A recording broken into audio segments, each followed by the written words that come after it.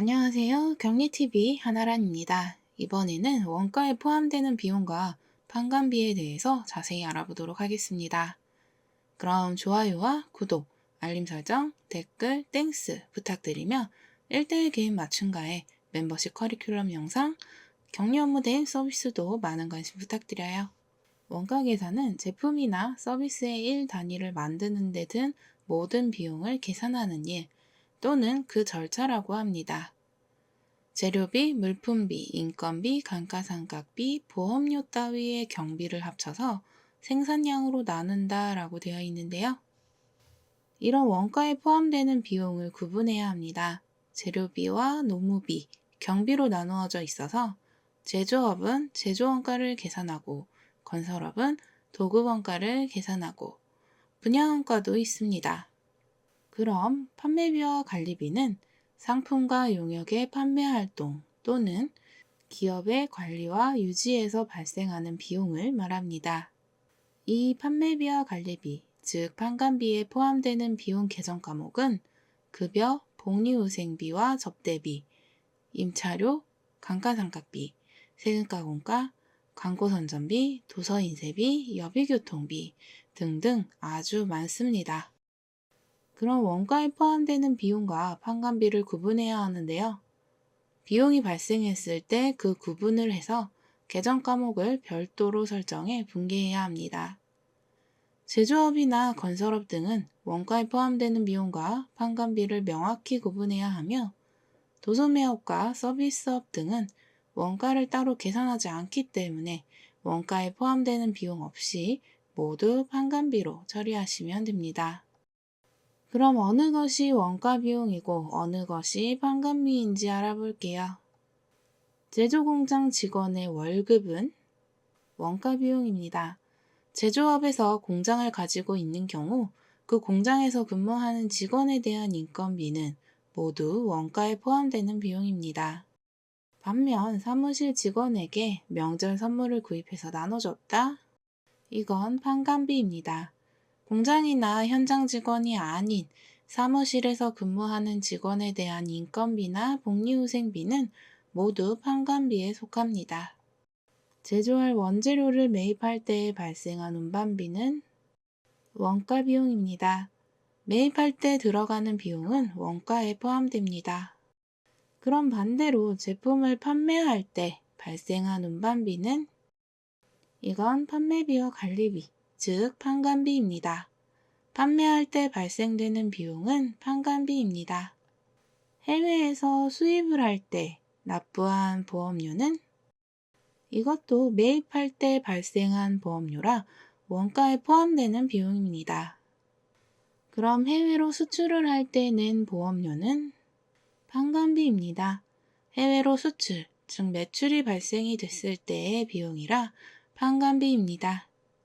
공장에서 사용할 기계를 구입한 후에 감가상각을 한다면 그 감가상각비는 원가에 포함되는 비용입니다. 사무실에서 사용할 복사기를 구입한 후 감가상각을 한다면 그럼 판관비에 속하는 감가상각비 계정을 사용해야 합니다. 공장 장비를 임대해서 사용해 임대료를 낸다면 이것도 원가에 포함되는 비용입니다.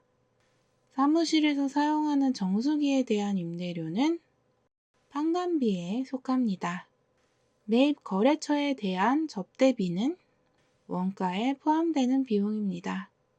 반대로 매출 거래처에 대한 접대비는 판매비와 관리비에 속합니다. 공사를 하는 장소에 대한 청소비는 원가에 포함해야 하는 비용입니다.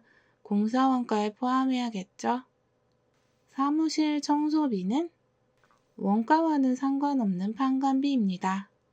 공장을 가동하는 전력비는 당연히 원가에 포함해야겠죠. 그럼 사무실 전력비는 판관비입니다. 공사 현장에서 사용할 공구를 구입했다면 그 비용은 원가에 포함돼야 합니다. 사무실에서 사용할 사무용품을 구입했다면 이는 판매비와 관리비입니다. 그럼 이렇게 원가에 포함되는 비용과 판관비를 구분해서 기장을 한다면 손익계산서에서 그 내역이 나뉘는 것을 볼 수 있습니다. 원가에 포함되는 비용은 매출원가에 포함됩니다. 그리고 판매비와 관리비는 그 밑에 있죠. 매출에서 매출원가를 빼면 매출총이익, 여기서 판매비와 관리비를 빼면 영업이익, 여기에 영업외로 발생된 이익과 비용을 더하고 빼면 법인세 차감전 이익으로 나오고, 여기에 법인세까지 반영하면 최종적으로 당기순이익이 나옵니다. 그럼 우리 회사가 얼마나 이익이 났나, 손실이 났나 알 수가 있죠. 그럼 오늘 배운 원가에 포함이 되는 비용은 매출 총 이익 계산에 영향을 미치고, 판매비와 관리비는 영업이익 계산하는 데에 영향을 미칩니다. 매출 총 이익은 매출 빼기 매출 원가로 계산이 되죠. 이 매출 원가가 원가에 포함이 되는 비용이 반영되어 있습니다. 재료비, 노무비, 경비 등으로 말이죠. 이는 판매가와 단가를 책정할 때 참고하거나 원가 비율을 계산할 때 사용합니다.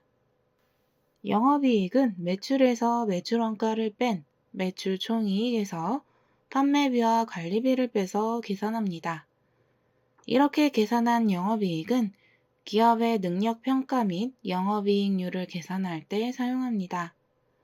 이자 비용과 비교해 이자 보상 비율을 계산할 때도 활용합니다.